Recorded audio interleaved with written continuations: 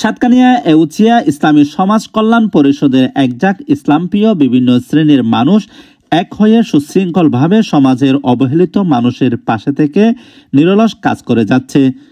উক্ত সংগঠনের দায়িত্বশীলরা সফলভাবে সুন্দরভাবে অল্প দিনেই নানান কার্যক্রম সম্পন্ন করে দুর্বার গতিতে এগিয়ে যাচ্ছে।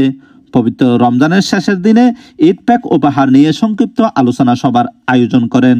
আপনাদের সন্তানদের পড়ালেখা বন্ধ করার জন্য কখনো কোনো চেষ্টা করবেন না। অভাব, অনটন, দুঃখ সেগুলো আল্লাহর পক্ষ থেকে আসে, এটা মনে করবেন।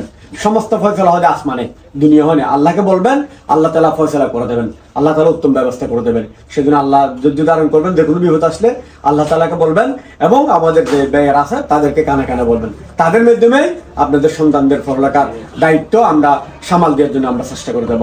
সর্বশেষ আপনাদের উদ্দেশ্যে বলবো সেটা হলো যে আজকে রমজান মাসের যে শেষে এসেছে, হয়তো বা আজকে রোজাটাই শেষ, আর নাই। এই ধরনের অসংখ্য মুরব্বীরা কেরাম গত বছর রোজা রেখেছে, এই বছর আর রোজা রাখার সুযোগ পায় নাই, তারা ইন্তেকাল করেছে।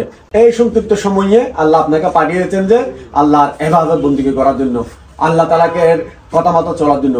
সেজন্য আপনাদেরকে এই যে রমজানে যে কষ্ট করেছেন, রোজা রেখেছেন, সেহরি থেকে গিয়েছেন, আবার ইফতারে রোজা ভেঙেছেন, এই যে এই ধরনের কষ্ট করে যে ইবাদত বন্দেগীগুলো করেন, সে হক হালাল মতো চলেন, নামাজ যদি 5 ওয়াক্ত পড়েন, ছেলে মেয়েদেরকে পড়ান এবং কোরআন হাদিস যদি পড়ার চেষ্টা করেন, আল্লাহ তাআলা সমস্ত বলা মুসিবত থেকে আপনাদেরকে হেফাজত করবেন।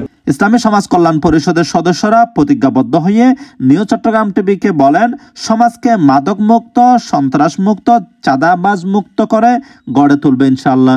এই সময় বক্তারা বলেন, এবং আমরা আশা করব আপনারা সামনের দিনে আমাদের যারা একটু প্রভাবশালী আছে, একটু ধনবান আছে, তারাও আরেকটু এগিয়ে আসবেন।